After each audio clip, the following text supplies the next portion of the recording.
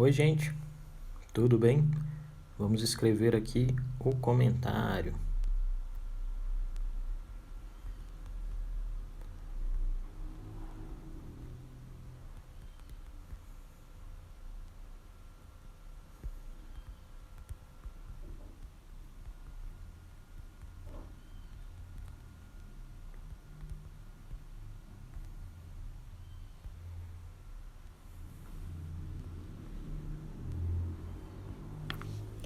E aí, gente, tudo bem? Desculpa atrasar 2 minutinhos, mas é um motivo muito nobre. Eu havia esquecido de pegar água, e aí sem água não dá pra ficar falando, né? Porque a gente vai conversando e de repente vem aquela tosse, você dá uma engasgada, então a gente precisa de um tiquinho de água. Bom, eu queria, antes de tudo, aí agradecer a turma que está chegando. Tem um recado legal também para quem gosta de assistir o Jornal Hoje, né?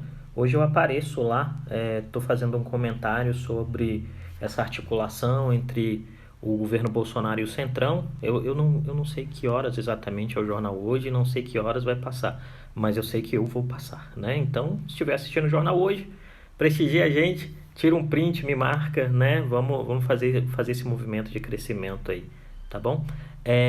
Eu queria agradecer as pessoas que estão aqui, né? A turma que está chegando. Eu vou tentando dar um tchauzinho aí para cada um deles.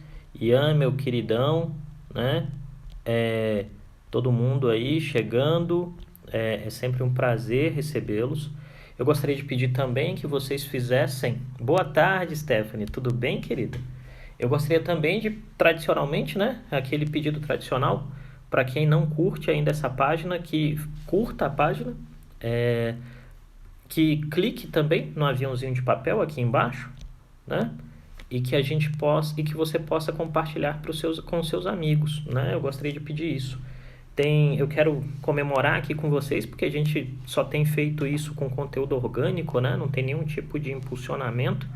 E nós rompemos a casa de 1.300 seguidores, o que para mim é bastante significativo, né? Sendo que é um processo em que sou eu e vocês todo dia, a gente conversando, e a galera aí de espírito abnegado, compartilhando as lives, dizendo que está gostando, estimulando os amigos a virem participar do nosso papo.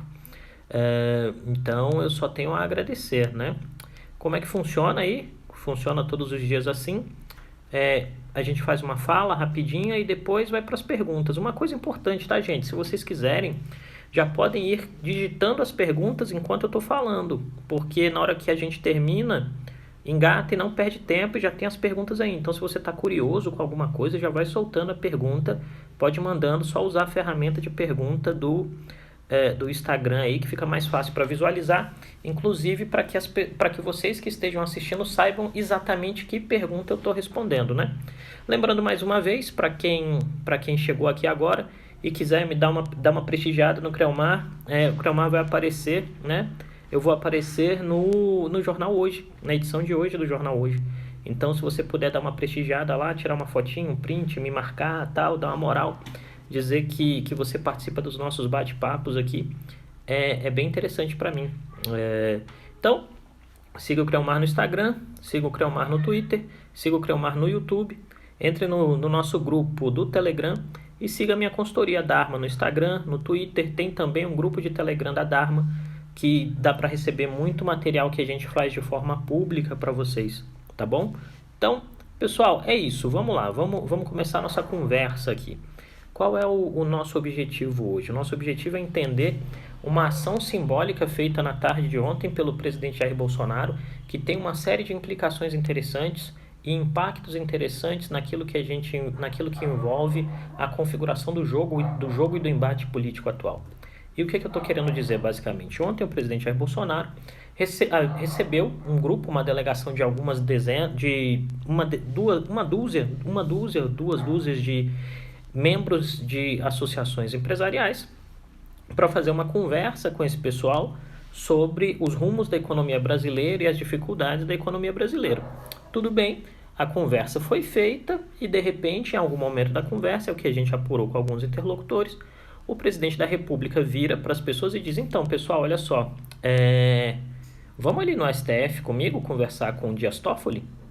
E aí as pessoas, obviamente, estavam em uma situação em que elas não podiam recusar uma caminhada com o presidente até o Supremo Tribunal Federal para conversar com o Dias Toffoli. 2 detalhes importantes, então. O primeiro nenhum desses representantes de associações empresariais sabia, né, de fato, que iria ao STF.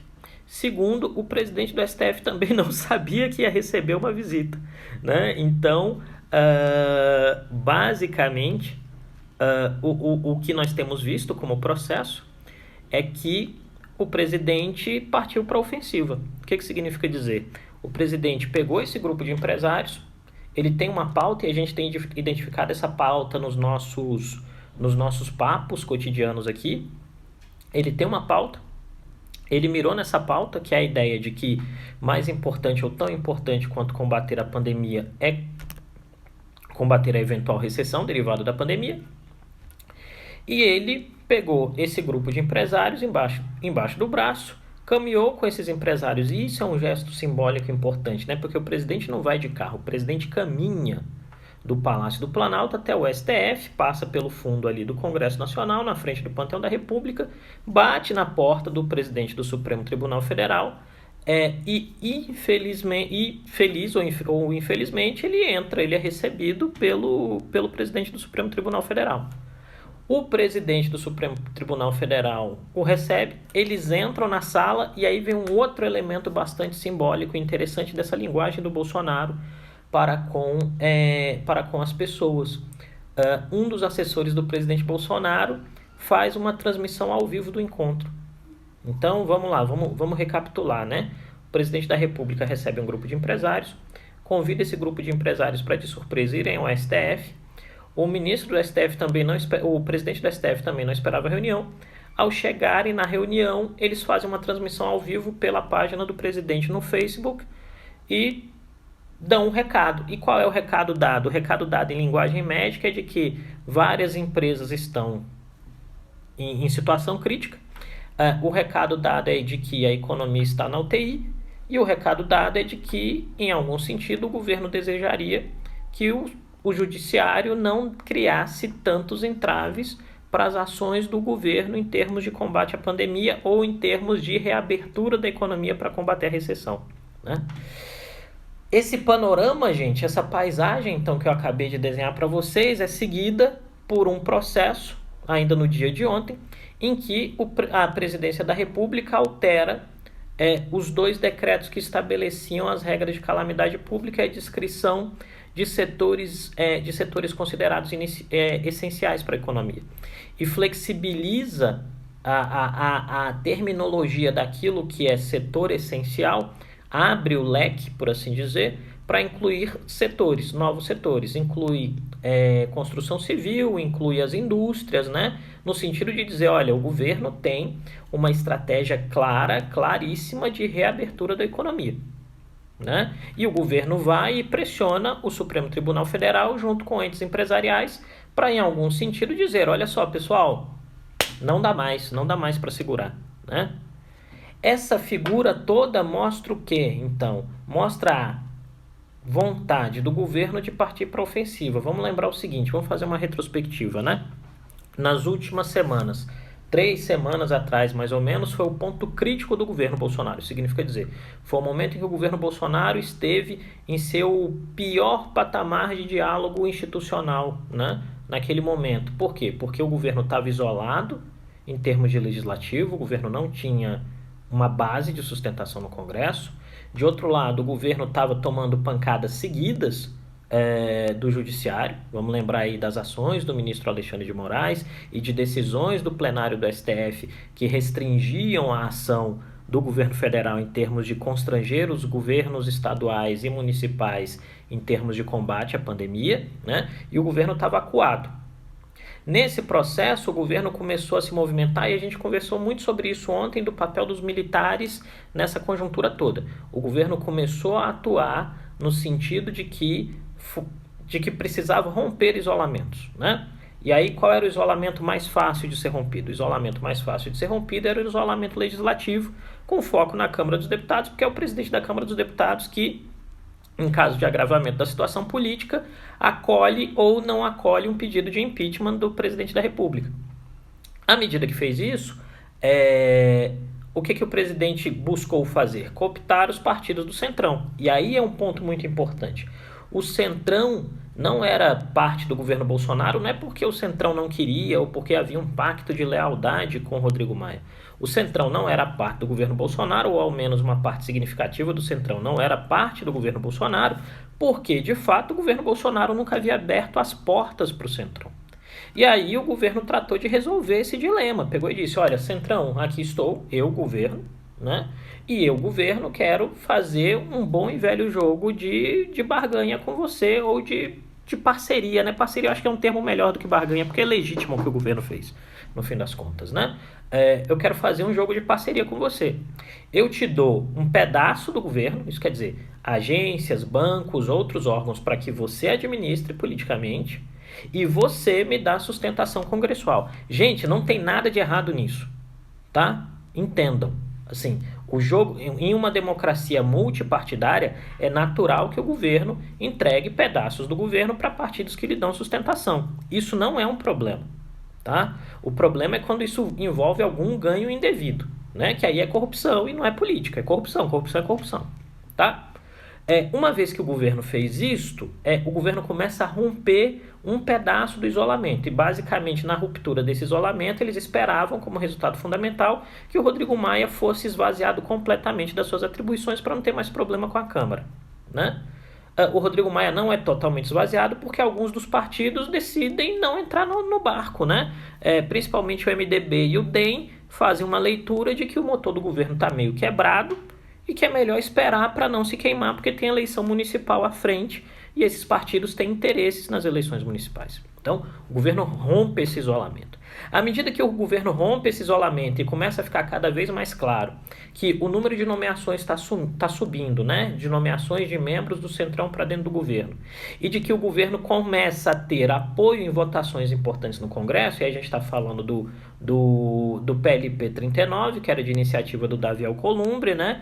E saiu do jeito que o governo queria. Inclusive, o presidente orientou o líder do Congresso, o líder do governo no Congresso, que era o Major Vitor Hugo, a colocar dentro do processo o reajuste de servidores públicos lá. E aí, olha que interessante é o jogo. O governo autoriza isso. Lembremos o seguinte, Bolsonaro trabalha com narrativas de dubiedade, né? Ele faz um ensaio e depois muda. Ele cria um problema para se vender como solucionador do problema.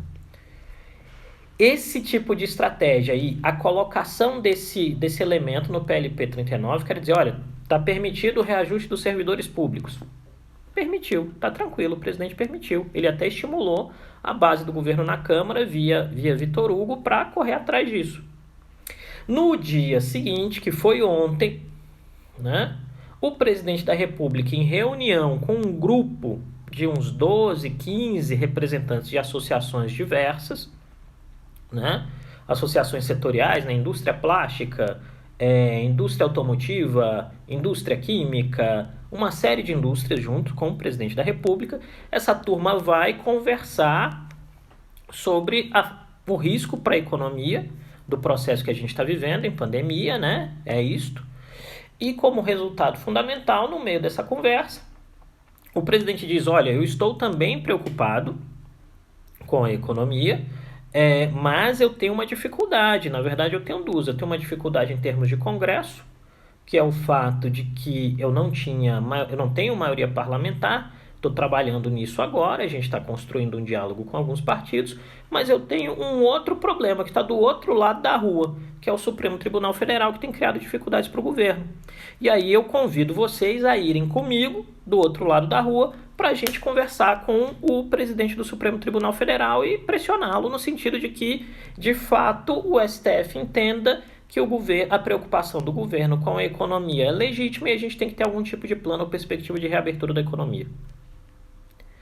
Com algumas das pessoas com as quais a gente conversou, elas disseram assim, cara, à medida que você está numa reunião com o presidente da República, e o presidente da República te diz, vamos ali, você vai.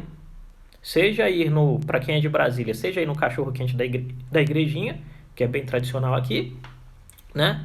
Ou seja, conversar com o presidente do STF. E aí o que acontece? De fato, eles atravessam a rua. E ao chegarem ao STF, são recebidos, né? O encontro é feito, né? São recebidos pelo presidente da corte e faz-se uma transmissão ao vivo da reunião. E qual é o objetivo fundamental de fazer uma reunião, uma transmissão ao vivo da reunião? Lembra da estratégia de Bolsonaro? Bolsonaro é o presidente que não quer conversar com a imprensa, né? Vamos lembrar, ó, aqui está o presidente, isso aqui é a imprensa, aqui é o povo. O presidente quer dar bypass na imprensa e conversar diretamente com as pessoas. E ele faz isso como? Faz isso usando suas redes sociais. Então, na hora que o presidente pega e começa a transmitir o encontro ao vivo em tempo real, qual é o efeito prático disto? É que ele coloca o chefe da Suprema Corte na defensiva. Né? E aí vamos lembrar o seguinte, o presidente do Supremo Tribunal Federal não tem ascendência sobre os outros ministros que são seus pares. Ele é um voto, ele funciona como desempate, ele controla o rito lá do processo. Né? Mas ele não diz, olha, fulano, vota desse jeito, Beltrano, vota desse jeito. Isso não existe dentro de uma corte. Né? Mas os indivíduos nas ruas, a maioria das pessoas nas ruas, no cotidiano, não entende o jogo desse jeito. E acha, por uma narrativa que é estimulada também até pela fala do presidente, que é uma lógica do homem contra o sistema, que o sistema está contra as pessoas. E não que as pessoas não tenham razão para achar isso, né? As pessoas têm razão para achar isso à medida que a qualidade das políticas públicas é muito ruim no Brasil, tá? Fazendo isto, então, seguindo esta orientação, então, qual é o fenômeno que se apresenta? O fenômeno que se apresenta, de fato, é que, né, o presidente criou o fato político que ele precisava. E o que era esse fato político? Transmitir para o seu eleitor base que o presidente conseguiu juntar indivíduos que são responsáveis pela geração de emprego, que são as entidades empresariais, conseguiu sensibilizar esses indivíduos da causa dele, que é a causa da reabertura, né? E vai com esses indivíduos conversar com o presidente do Supremo Tribunal Federal, que, em algum sentido, tem a única opção diante do encontro sendo transmitido em tempo real, que é assumir um posicionamento de, olha, tudo bem, a gente entende essa dificuldade, o Supremo Tribunal Federal está aqui para somar. Esse desenho conjuntural, então, coloca o presidente em um novo tipo de ofensiva. Lembrando que, em algum sentido, ele conseguiu romper com o embarreiramento que fazia com que o governo estivesse isolado em termos de Câmara dos Deputados.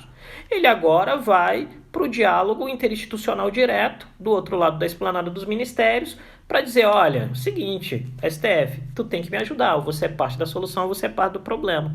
Né? E ao fazer isso com uma transmissão em tempo real, a margem de manobra do outro é menor, porque o outro não estava preparado para uma reunião em tempo real. Depois eu aconselho que vocês assistam, vão ao Facebook do presidente, ou deve ter no YouTube também, e assistam lá, vejam o encontro. A sala está cheia de gente, o presidente do Supremo Tribunal Federal tem que escutar, e aí o presidente fala, o Paulo Guedes fala, todo mundo fala, e aí, você vai dizer o quê? Né?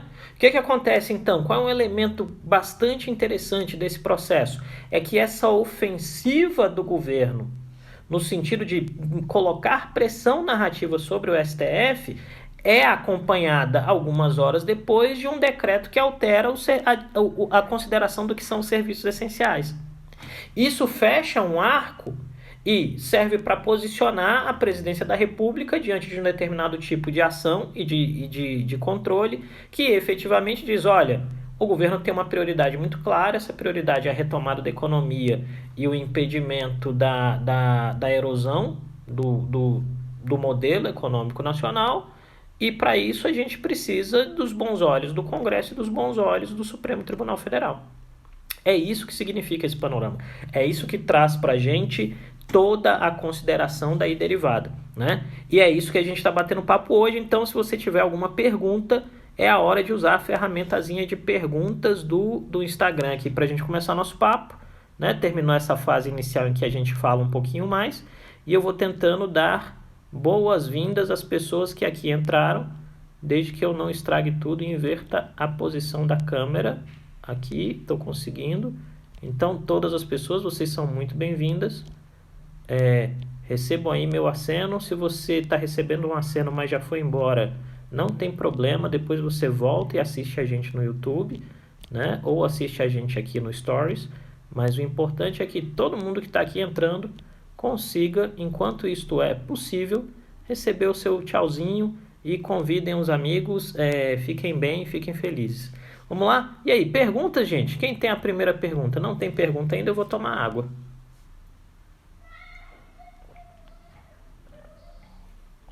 Opa, tem uma pergunta, olha aí, né? Vamos lá, primeira pergunta. Tenho duas, na verdade, né? Essa é a primeira pergunta aí da Priscila, né? O Dias Toffoli acaba atuando, sem querer ou querendo, para confirmar a narrativa do presidente, certo? Sem sombra de dúvida, Priscila, o que nós vimos ontem é que a situação da forma como foi criada deixou o presidente do Supremo Tribunal Federal em uma saia justa. Porque imagina o seguinte: vem o presidente da República, um monte de empresários batem na tua porta e dizem, então, a gente quer entrar e ter uma conversa aí, né? A gente quer tomar um chá, um café com você e falar da vida. Se o presidente do Supremo Tribunal Federal, que até o presente momento não tem nenhum tipo de posição que seja de atrito direto com o presidente da República, fala, olha, presidente, você pode entrar, mas eu não vou me reunir numa sala com 20 pessoas em um momento de pandemia. É desaconselhável do ponto de vista de saúde pública. Você tem uma crise institucional criada. Agora, de outro lado, se ele recebe e o fato de que o presidente ainda faz isso e transmite ao vivo no Facebook, coloca o presidente do Supremo Tribunal Federal, querendo ou não, em uma situação de reforço à narrativa construída pelo presidente, né? Concordo plenamente com o ponto levantado. Obrigado pela pergunta. Vamos na próxima. Opa. Vamos aqui.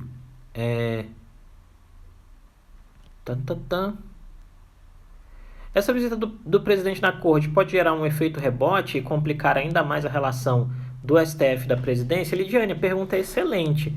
Eu creio que pode criar um efeito rebote, sim. Tem uma expressão em ciência política que eu acho muito boa, que se chama blowback, né?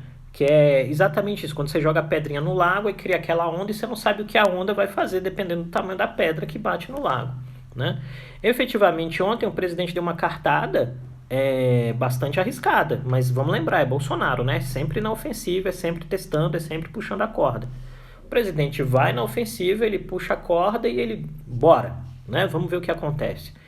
E efetivamente, as primeiras impressões que a gente conseguiu apurar é que os outros ministros da casa não gostaram muito, acharam ofensiva a ação, né? Consideraram a ação uma espécie de invasão do presidente à Suprema Corte para forçar a Suprema Corte a ter um posicionamento que atenda ao interesse do presidente sem necessariamente levar em consideração os elementos jurídicos e técnicos de saúde pública do processo, né? Então, assim, aquilo que, em algum sentido, coloca o presidente do STF, como foi dito pela Priscila na pergunta anterior, coloca o presidente do STF numa situação de que, querendo ou não, ele confirma a narrativa do presidente, de outro lado, pode gerar como efeito rebote o fato de que o presidente da República tenha que lidar em futuro próximo com decisões que o desagradem nesse aspecto, tá? Obrigado pela pergunta. Vamos lá.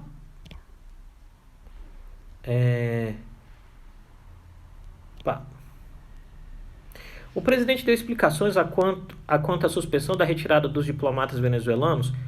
Olha, eu não me lembro dele ter falado disso não, tá, Sabrina? O foco foi muito vinculado a essa ideia de reabertura da economia, né? Mesmo porque o governo já havia feito críticas anteriores ao STF sobre a questão de interferência do judiciário em atos do executivo, né? Mas o diálogo foi muito nesse sentido de pôr pressão, mesmo porque me parece que não cabia tendo em vista a conjuntura de misturar os assuntos, né? Mas, obviamente, há um desconforto do Palácio do Planalto com ações do STF que envolvem aquilo que o Planalto julga como ações exclusivas do Planalto, né? Do Executivo, e isso me parece que o movimento de ontem foi no sentido de dizer, olha, STF, a gente está aqui e a gente quer normalizar a situação, e normalizar a situação é dizer, pare de me criar problemas, tá bom? Vamos lá, próxima. Tem uma aqui. Pum. Desculpe, mestre, não acompanhei do início. Para além da estratégia marcar posição, a atitude serviu... Peraí que a pergunta é grande, cara. A atitude serviu para emparedar o STF? Em algum sentido, sim, meu velho. Teve uma ideia, há uma ideia, em algum sentido, que a gente pode fazer da leitura simbólica do processo, que você coloca o outro cara na defensiva, porque ele não está esperando uma visita. Imagina o seguinte, vamos trabalhar com a seguinte alegoria. Imagina que você tem um amigo que não é tão próximo assim, e esse cara quer resolver contigo algum tipo de pendência, sei lá, ele quer pedir dinheiro emprestado seu, né? E aí você fala, não, beleza, na segunda a gente conversa sobre isso, porque você quer usar o fim de semana para conversar com a sua família para ver se é arriscado ou não emprestar essa grana. Só que aí, para tua surpresa, o cara chega na tua casa às 7h30 da manhã do sábado, já com o cara que vai fazer o contrato, não sei o que, só para pegar a grana. Você é colocado contra a parede. E aí ele traz também a mãe, as crianças que estão sem escola, todo mundo. Cria uma situação que é de teatro, em que você fica sem possibilidades. Que aí dizer o seguinte, não, cara, não posso te emprestar a grana. Aí a criança começa a chorar, porque ele vai virar para a criança e dizer, tá vendo, filha, você não vai conseguir estudar esse ano porque não tem dinheiro para o caderno. Tu vai ceder, né?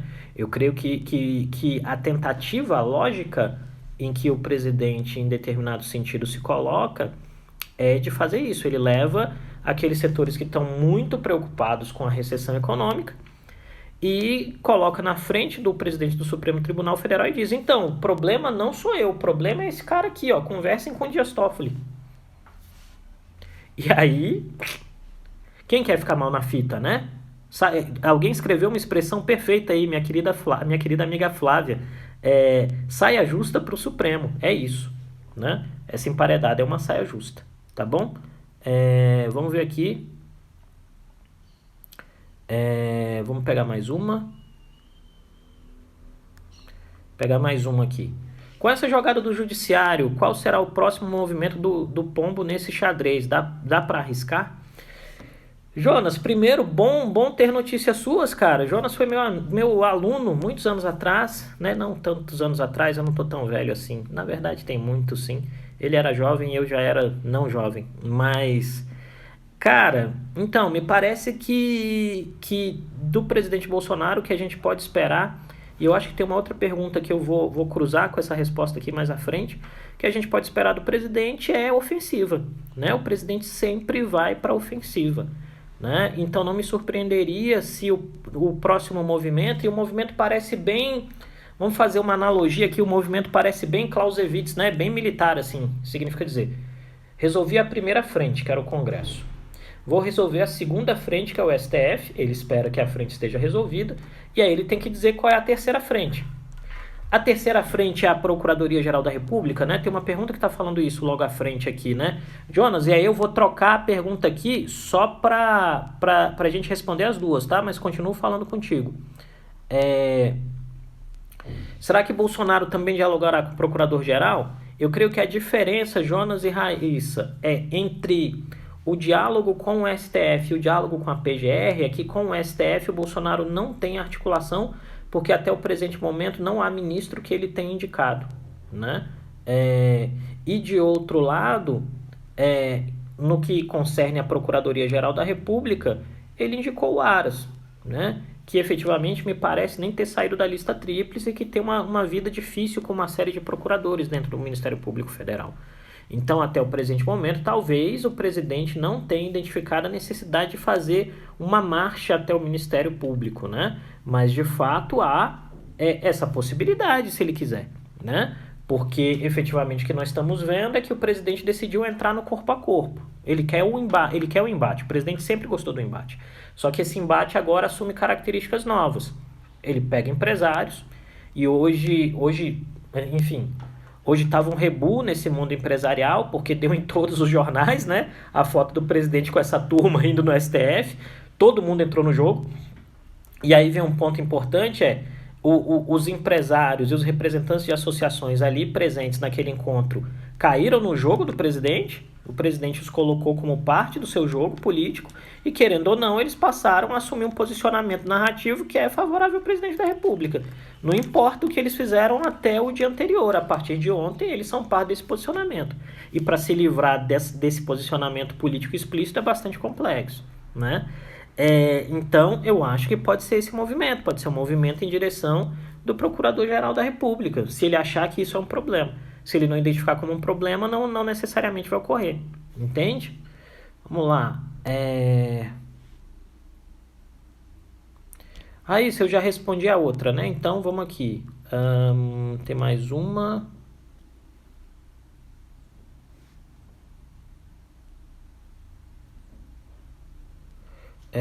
Tem uma aqui, eu vou responder uma da Priscila e depois volto na do Rafael ali. Então, o judiciário, diferentemente dos outros poderes, é um poder que deve agir por meio de suas decisões, né? O quanto prejudicial a decisão é essa ação, né? Acho que é isso que isso que a Priscila está falando. Eu creio que o grande elemento que dá vantagem ao Bolsonaro, mas que é prejudicial ao judiciário nessa conjuntura, é que, de fato, para o presidente, existe a vantagem estratégica de que ele joga o judiciário no meio do jogo político. Para o judiciário, de outro lado, há a desvantagem estratégica de que o judiciário não quer fazer parte do jogo político, não deve fazer parte do jogo político, mas se vê envolvido no jogo político. Isso é prejudicial à democracia se tem um prolongamento. Obrigado, Priscila, pelo complemento aí. Isso é prejudicial à democracia se tem um aprofundamento. Significa dizer o quê? Que ao invés de uma situação em que o presidente vai ao Supremo Tribunal Federal, imagine isso, ao invés do presidente ir ao Supremo Tribunal Federal com esse grupo de empresários, e ali ter aquela situação, isso gere como consequência concreta o fato de que o STF comece a mudar suas decisões. Que seria dizer, as decisões param de estar embasadas em critérios técnicos, jurídicos e de saúde pública, e as decisões passam a estar enquadradas ou permeadas por uma lógica que em algum sentido, de interesse político puro, né? Eu creio que esse é o dilema que os ministros do STF devem estar com a cabeça hoje. Tipo, cara, isso quer dizer o quê? Para onde a gente vai, né? E isso pode gerar um tipo de dilema democrático. E aí, nesse aspecto, a gente vem aqui ter uma pergunta interessante, né? A pergunta do Rafael aqui, em que ele pergunta o que é autoritarismo, né? E há traços autoritários nos gestos do governo. Rafael, essa pergunta é muito boa, cara. Falando de autoritarismo, eu vou me reportar a uma percepção que é da Hannah Arendt. Hannah Arendt, né? É assim que se fala, Hannah Arendt. Em que ela escreve um texto, As Origens do Totalitarismo, né? E em outros escritos sobre autoritarismo, ela diz que autoritarismo é quando você não tem... É o contrário da autoridade, né? A autoridade é você conseguir fazer a ação de mando sem efetivamente precisar recorrer a algum tipo de ação violenta, tanto simbólica quanto física, né? O autoritarismo, por sua vez, é quando o governo tem um esforço para criar algum tipo de processo de ação política, empurrando os outros a jogarem um jogo como ele quer. Em termos de alegoria, dizer o seguinte... lembra quando você era criança e você queria jogar bola e você era o dono da bola e aí você mas você queria ganhar todas as vezes, né? Se você perdia, você pegava a bola e levava para casa. Então, é mais ou menos isso o que eu entenderia como autoritarismo, tentando explicar isso da melhor forma possível para o maior público possível. O que acontece? A partir dessa definição de autoritarismo, pensando nisso, assim, eu diria que o governo tem voluntarismo, né? É um governo voluntarista. Por que eu não vou dizer que o governo é autoritário ainda? Porque, em algum sentido, as ações do governo sofrem constrangimento institucional. O que eu estou querendo dizer? E ontem eu participei de um webinar que era justamente isso, né? Nós, brasileiros, não temos a exata percepção do quão importante é, nesse exato momento, o fato de que o nosso Congresso está votando remotamente. Significa dizer o quê? Nenhuma atividade legislativa no Brasil parou, né? Se as atividades legislativas tivessem parado, o governo ia estar governando por decreto e medida provisória. Pensa o impacto disso na vida das pessoas, né? Então, à medida que nós temos uma lógica em que as instituições funcionam, né, e há choques e coices entre as instituições, isso é normal. Só para esclarecer o amigo aí que disse que ficou preocupado com ainda, eu estou usando ainda porque eu não tenho bola de cristal, né? E eu prefiro usar o ainda e ser equilibrado e ponderado do que dizer que não há jeito ou não, está tudo perdido, né? O fato é, as instituições funcionam, eu já falei isso mais de uma vez, né? Enquanto pessoas como eu, e existem outras pessoas fazendo isso também aí no Instagram, enquanto pessoas como eu estiverem externando suas opiniões em uma rede social sem nenhum tipo de ressalva ou nenhum tipo de perseguição clara das estruturas governamentais, o processo está funcionando. Então, assim, eu creio que esse é um governo que está numa fase voluntarista, né? O governo entende a regra do jogo e, à medida que ele entende a regra do jogo, ele fica tentando construir ações para empurrar. Se a gente estivesse falando em uma aula de história política, eu diria que é um governo bonapartista. Na primeira fase do Napoleão na Revolução Francesa, ou quando o sobrinho do Napoleão chega ao poder, que é assim, as instituições estão ali, eu vou torcer, eu vou batendo bola ou trocando, como diria aquele velho sucesso da internet de Hermes e Renato, vou na trocação com as instituições. A trocação entre as instituições é normal na democracia, né? E eu creio que esse é um processo, tá bom? Espero ter respondido sua pergunta. Vamos ver se tem mais alguma perguntinha aqui. Não tem? Tem uns comentários aí, gente. Os comentários, às vezes, eu não consigo ler, rapaziada, porque eles ficam difíceis. Vamos ver aqui. O discurso de um representante empresarial, acho que da ABMAC, sobre a morte de um CNPJ em detrimento das pessoas que estão morrendo, você acha que não pegou mal para as entidades presentes no ato? Pegou mal, mas aí é aquela história do risco político, né, meu velho? Eu estava essa semana conversando com o pessoal de um setor econômico, em um dos webinars que eu tenho discutido, e aí, na hora eu dei a minha fala, me chamaram para falar de variáveis de risco político, e um dos membros dessas associações me ignorou no final, assim, pegou e tipo, o que você falou não serve de nada. E na hora que me pediram para falar das questões finais, eu falei, olha, análise de risco político não é um exercício de agrado ao ego das pessoas. É um exercício de análise de variáveis, e você não vai escutar aquilo que você quer escutar, você vai escutar aquilo que objetivamente a gente descobriu. Eu creio que um elemento importante do diálogo de ontem, principalmente desse saído de uma das entidades, eu não sei qual é, né? Só li sua pergunta, é que efetivamente o indivíduo tem direito de falar o que quiser, né? Só que em âmbito de democracia e democracia de consumo, vamos lembrar disso, o indivíduo tem que lidar com os custos da fala. E ele vai ter que lidar com os custos da fala. Na Dharma a gente fez um material que a gente tem um termo que se chama efeito Madeiro, né? Que é para lembrar do dono do Madeiro lá no início, ou o criador, não sei se ele é mais o dono, lá no início da pandemia, quando ele falou que no máximo 5, 6 mil pessoas iam morrer e que a economia não podia parar. Isso tem um efeito para a marca, né? Então, o que nós orientamos, por exemplo, como consultoria cara, toma cuidado com o que tu fala, não é o momento de agir intempestivamente ou de falar bobagem, né? Creio que esse é um ponto importante.